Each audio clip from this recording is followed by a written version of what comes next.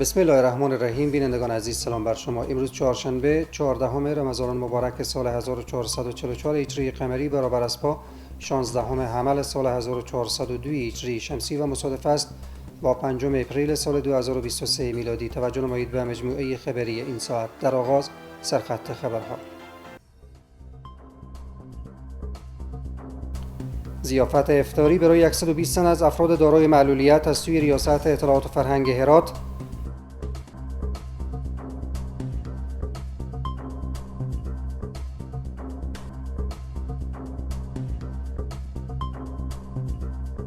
توزیع بسته‌های کمکی از سوی یک نهاد خیریه برای 350 خانواده نیازمند در منطقه جبرائیل هرات.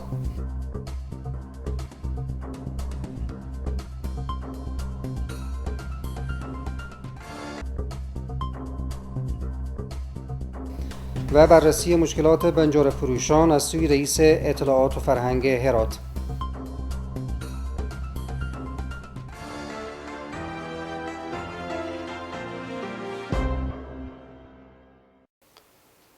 مشروع اخبار. اداره محلی هرات از فرمان اخیر عالی قدر امیرالمؤمنین حفظه الله مبنی بر ممنوعیت موتورهای شیشه‌های سیاه یا دودی و استیکرهای روی وسایط نقلیه که در قسمت مشخص ساختن هویت افراد موانع ایجاد می‌کند استقبال می‌کند و از عملی کردن کامل این فرمان اطمینان می‌دهد.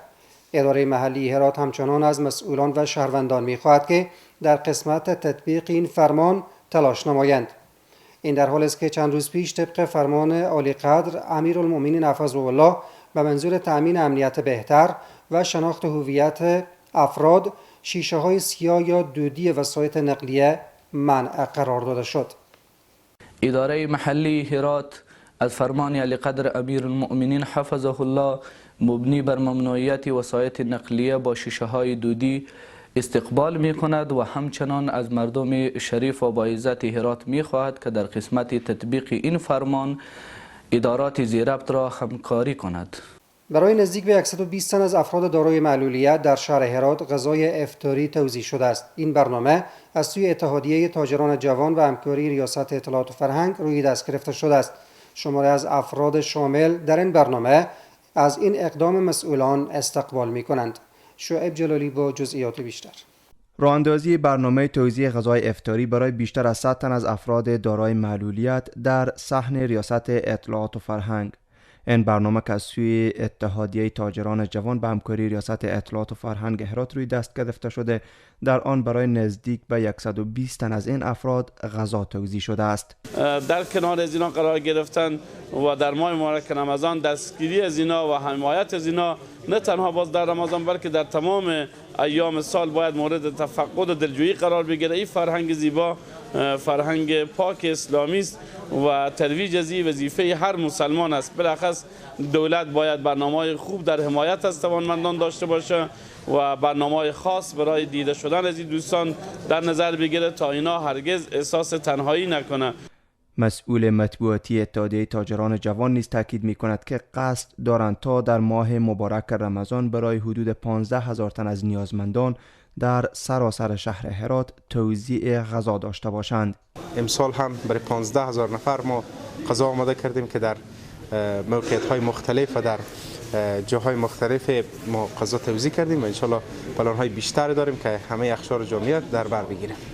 شماره از افراد شامل در این برنامه افطاری نیز از این اقدام مسئولان استقبال می‌کنند و از همه افراد خیر می‌خواهند تا نیازمندان را از یاد نبرند.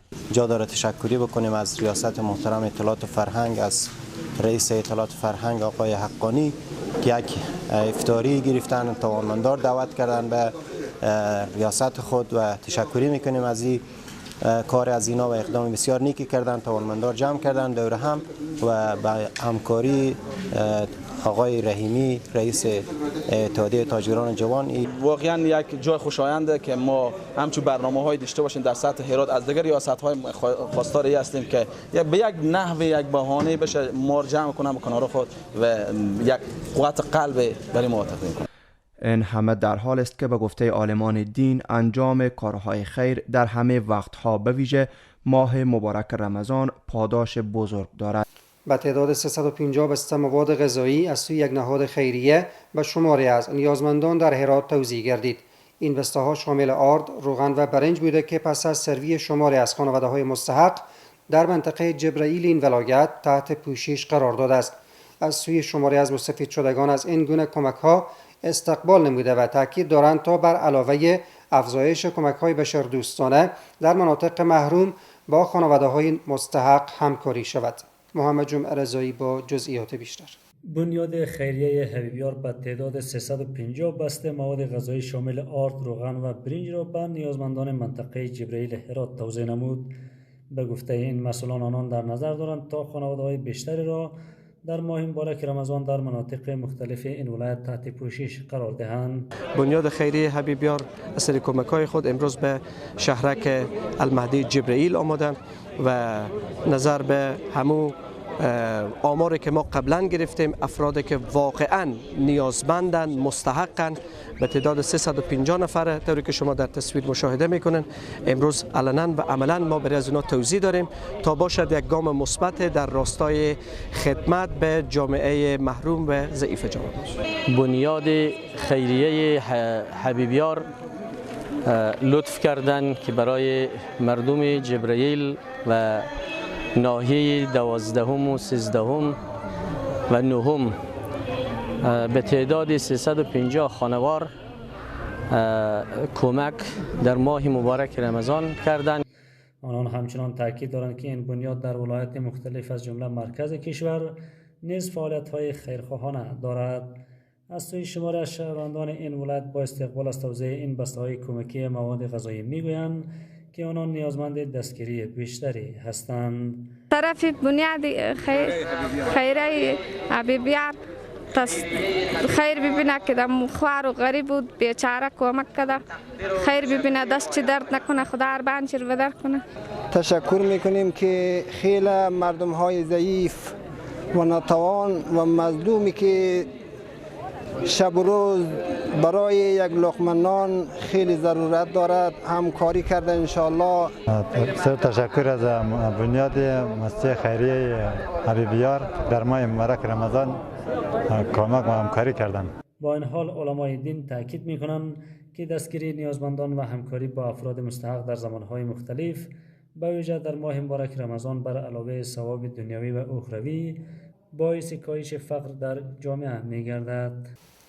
رئیس اطلاعات فرهنگ هرات در دیدار با مسئولان بنیاد خیریه حبیبیار خواستار توسعه کارهای خیریه و کمک به فقرا شد.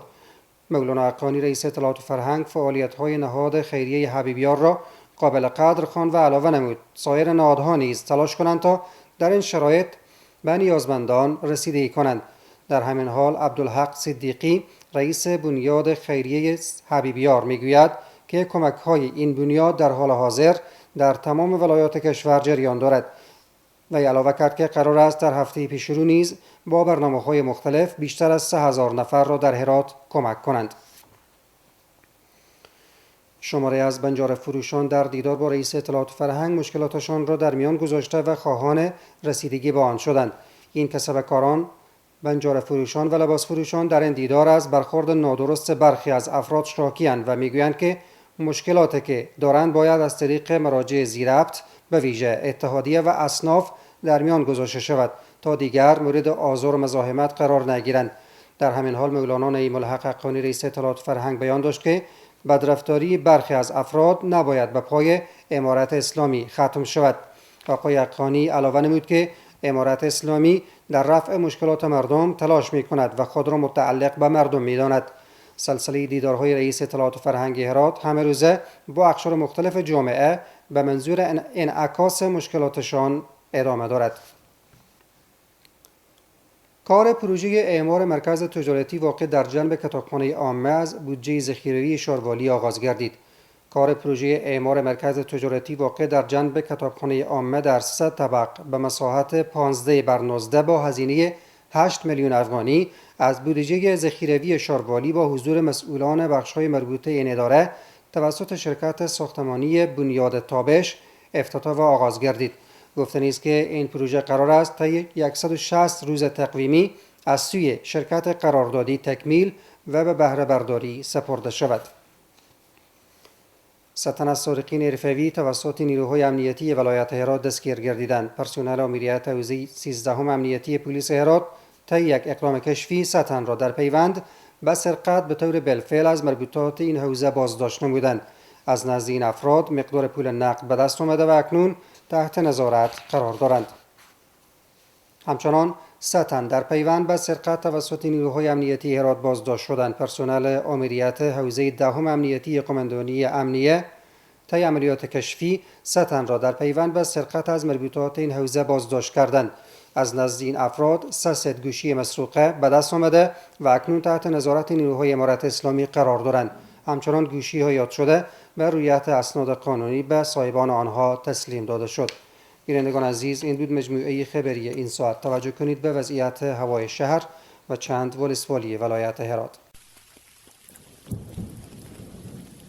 درود بر شما، شب بر همگی شما بخیر. توجه فرمایید به وضعیت هوای شهر هرات و چند ولسوالی آن. پنجشنبه شهر هرات آفتابی، بلندترین درجه حرارت 27، پایینترین 13. غوریان آفتابی، بلندترین درجه حرارت 29، پایینترین 17. کرخ آفتابی، بلندترین درجه حرارت 23، پایینترین 11. و همچنین پشتون زرغان آفتابی، بلندترین درجه حرارت 26، پایینترین 13.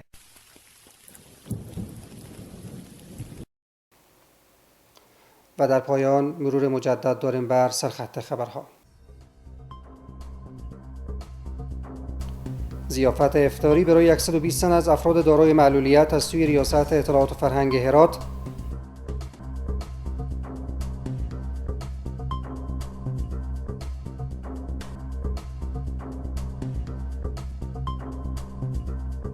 توزیع بسته‌های کمکی از سوی یک نهاد خیریه برای 350 خانواده نیازمند در منطقه جبرائیل هرات.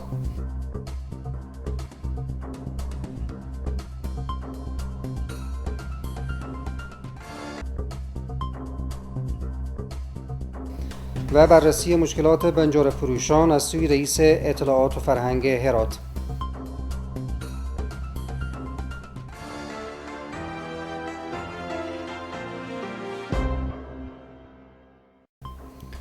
بینندگان عزیز، از توجه و همراهیتان به مجموعه خبری این ساعت سپاسگزارم. وقت بر همه‌تان خوش. خدا نگهدار.